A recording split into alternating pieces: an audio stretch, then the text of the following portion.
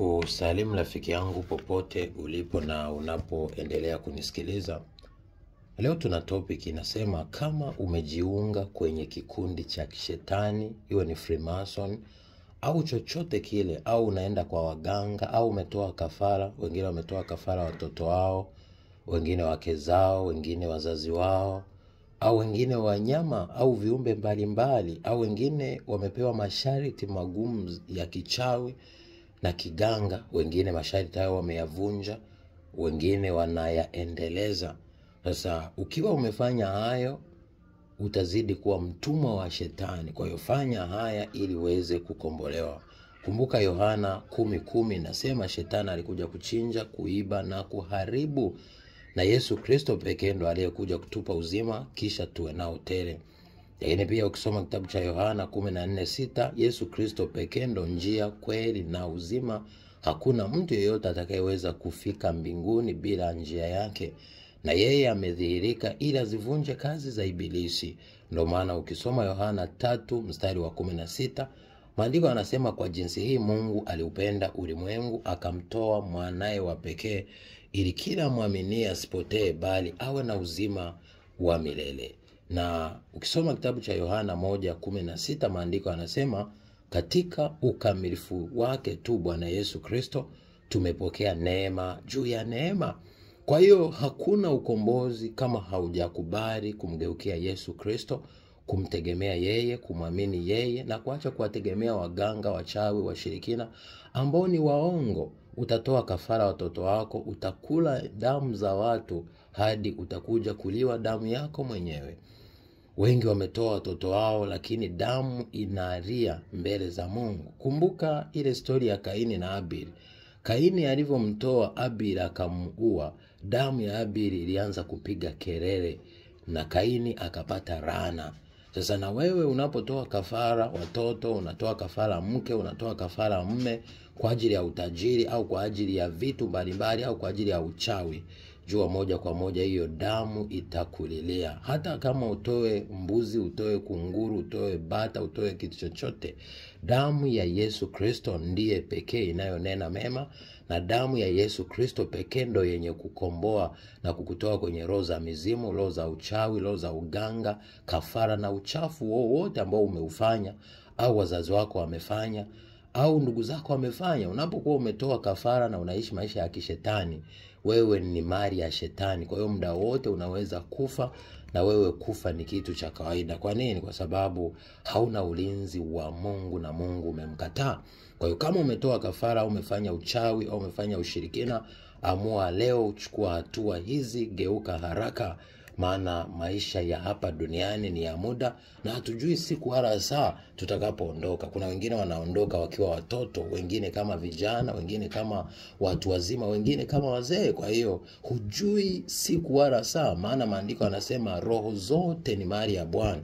Kwa hiyo Mungu anaweza kukuondoa muda wote na anaweza kuruhusu shetani akuondoe kwa sababu wewe ni mali yake. Na wengi ambao hawajamgeukia Yesu Kristo leo wanaishi maisha machafu, na unaweza kuchukua maamuzi hata ya kutoa uhai wa mtu kwa sababu ya mali ambazo ni za muda na hautaondoka nazo, au kitu hutaondoka nacho. Kwa hiyo uchawi, kafara na ushirikina wa aina yote unaofanya leo, amua kugeuka, uokoke, uache njia hizo, maana utazidi kuwa mtumwa. Maandiko yanasema utajiri na heshima pekee vinatoka kwa Mungu. Lakini pia maandiko yanasema tukumbuke Mungu wetu, maana ndiye pekee anayetupa nguvu za kupata utajiri. Soma kile kitabu Kumbukumbu la Torati 8:18. Lakini pia maandiko yanasema fedha na dhahabu ni mali ya Bwana, sio mali ya shetani.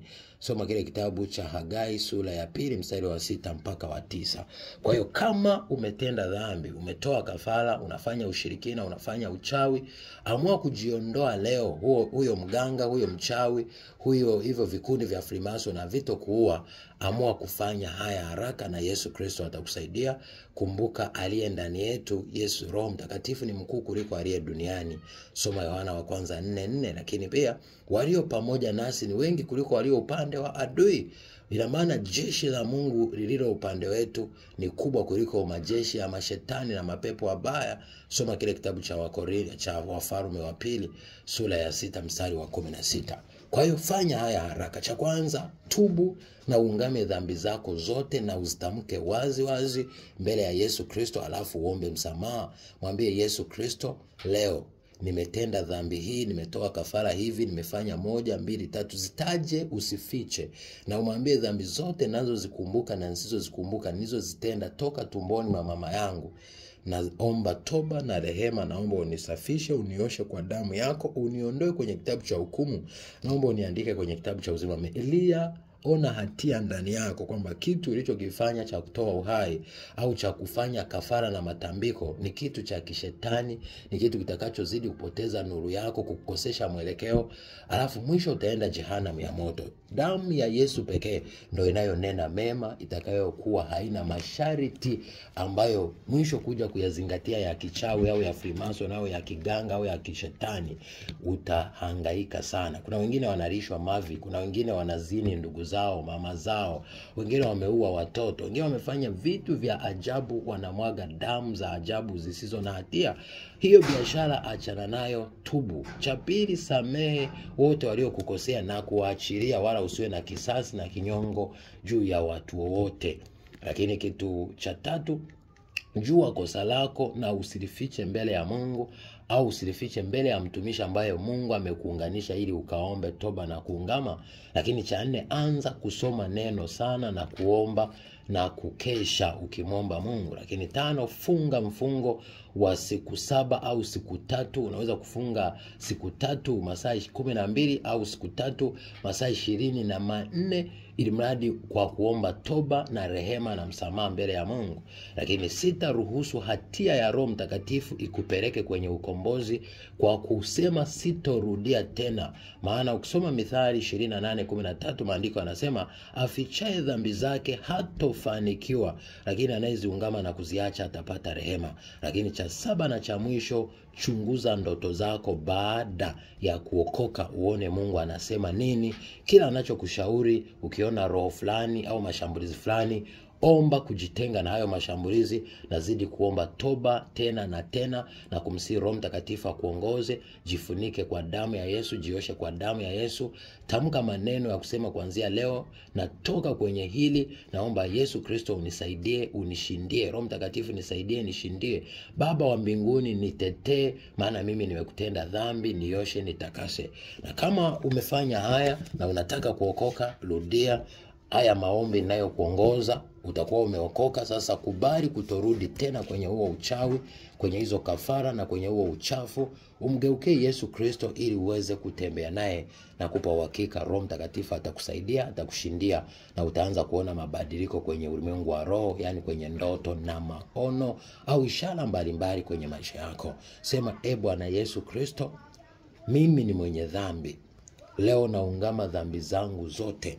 Ninatubu na kuziacha.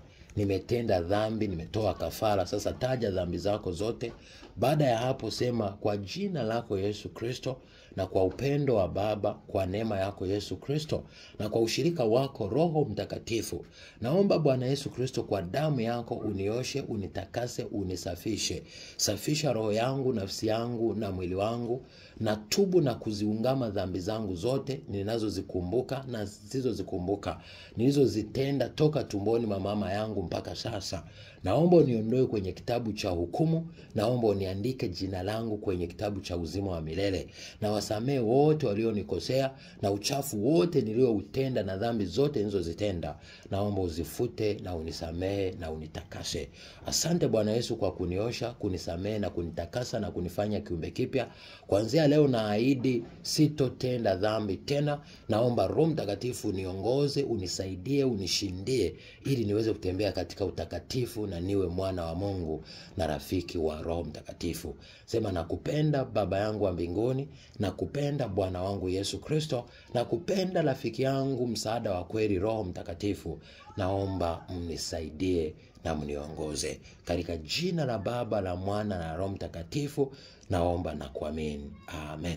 Baada ya sala hiyo, endelea na maisha ya maombi, endelea na maisha ya kusoma neno, endelea na maisha ya utakatifu, endelea na maisha ya kumlilia Mungu na kujitenga kabisa completely na uchafu wa kila aina. Nakupa uhakika utashinda na zaidi ya kushinda, na roho chafu hazitokuandama na Mungu atakusamehe, na hapo ndipo utaweza kuishi hapa vizuri duniani kwa amani ya Kristo, na mwisho ndipo utakapoweza kuona ufalme wa Mungu. Tofauti na hapo utakuwa agent wa shetani, atakutumia jinsi anavyotaka hapa duniani, na mwisho utaishia jehanamu ya moto utakapomkataa Yesu Kristo na kukataa kuokoka na kubadilisha matendo machafu ya maisha yako. Na wapenda, God bless you. Be a shining star in Jesus' mighty name. Shalom.